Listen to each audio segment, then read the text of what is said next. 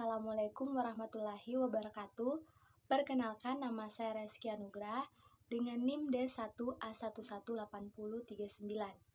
Pada kesempatan kali ini, saya akan menjelaskan atau menjawab pertanyaan UTS mata kuliah Ekonometrika. Baiklah, langsung saja ke pertanyaan pertama, yaitu jelaskan pemahaman Anda tentang konsep dasar ekonometrika.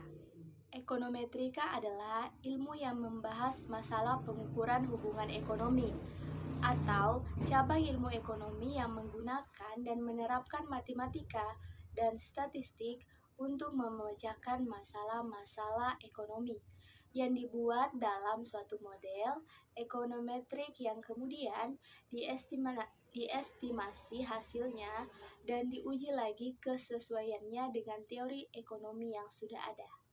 Adapun tujuan ekonometrika adalah yang pertama, membuktikan atau menguji validitas teori-teori ekonomi. Yang kedua, menghasilkan tafsiran-tafsiran numerik bagi koefisien-koefisien hubungan ekonomi yang selanjutnya bisa digunakan untuk keperluan kebijakan ekonomi. Yang ketiga, meramalkan nilai besar-besaran ekonomi di masa yang akan datang dengan derajat probabilitas tertentu. Ciri-ciri ekonometrika yang baik adalah yang pertama, secara teoritis adalah masuk akal. Kedua, kemampuannya dalam menjelaskan. Ketiga, keakuratan tafsiran atau estimasi dari parameter. Keempat, kemampuan peramalan. Dan yang terakhir, yang kelima adalah kesederhanaan. Yang kedua adalah jelaskan pemahaman Anda tentang konsep dasar analisis regresi. Analisis regresi adalah salah satu metode untuk menentukan hubungan sebab akibat antara satu variabel dengan variabel yang lainnya.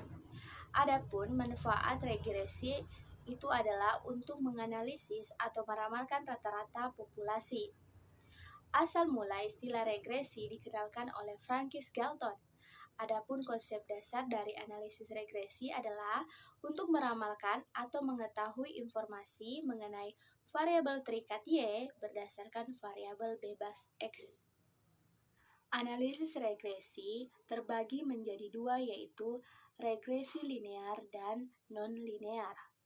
Analisis regresi linear terdiri dari analisis regresi linear sederhana dan analisis regresi linear berganda.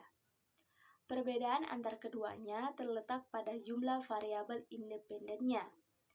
Regresi linear sederhana hanya memiliki satu variabel independen, sedangkan regresi linear berganda mempunyai banyak variabel atau lebih dari satu variabel independen. Analisis regresi non-linear adalah regresi eksponensial. Pertanyaan ketiga, jelaskan pemahaman Anda tentang konsep metode kuadrat terkecil atau OLX. Ordinary Linear Squared atau OLX merupakan metode regresi yang digunakan untuk meminimalkan jumlah kesalahan error kuadrat. Dalam analisis regresi linear, hasil akhir yang diperoleh adalah fungsi regresi populasi yang didapat dari fungsi regresi sampel yang nantinya dapat digunakan untuk estimasi. Kriteria OLX adalah line of best fit atau dengan kata lain, jumlah kuadrat dari deviasi antara titik-titik observasi dengan garis regresi adalah minimum. Dalam model regresi linear memiliki beberapa asumsi dasar yang harus dipenuhi untuk menghasilkan estimasi yang blue, yaitu yang pertama, model regresi adalah linear dalam parameter. Kedua, error term berdistribusi normal, implikasi Y dan distribusi sampling, koefisien regresi memiliki distribusi normal, sehingga nilai harapan dan rata-rata kesalahan atau error adalah 0. Ketiga, varians tetap atau homoskedastis. Keempat, tidak ada hubungan variabel bebas dengan error term. Yang kelima, tidak ada autocorrelation antara error term. Dan yang terakhir adalah pada regresi linear berganda, hubungan antara variabel bebas multicollinearity tidak terjadi. Pertanyaan keempat, jelaskan pemahaman Anda tentang tahapan uji dalam analisis regresi. Tahapan uji yang pertama adalah uji normalitas. Uji normalitas adalah uji yang dimaksudkan untuk memperlihatkan bahwa data sampel berasal dari populasi yang berdistribusi normal dan untuk menentukan uji yang cocok apakah akan menggunakan uji statistik parametrik atau non-parametrik. Uji kedua adalah uji linearitas, merupakan pengujian untuk memeriksa apakah terdapat hubungan yang linear antara variabel independen dengan variabel dependen. Ada dua cara menguji linearitas, yaitu penilaian melalui scatter plot dan uji secara kuantitatif, yakni menggunakan statistical test yang bernama lack of fit test. Ketiga, kesalahan baku atau standar error digunakan untuk mengukur tingkat kesalahan dari model regresi yang dibentuk. Keempat, koefisien determinan R-squared adalah alat utama untuk mengetahui sejauh mana tingkat hubungan antara variabel X dan Y secara simultan atau keseluruhan. Kelima, adalah uji simultan atau uji F, adalah uji yang melihat bagaimanakah pengaruh semua variabel bebasnya secara bersama-sama terhadap variabel terikatnya. Dan terakhir, uji parsial atau uji T, yaitu untuk menguji bagaimanakah pengaruh masing-masing variabel bebasnya secara sendiri-sendiri terhadap variabel terikatnya. Pertanyaan ke-6, jelaskan perbedaan antara A. Analisis regresi dengan korelasi, B.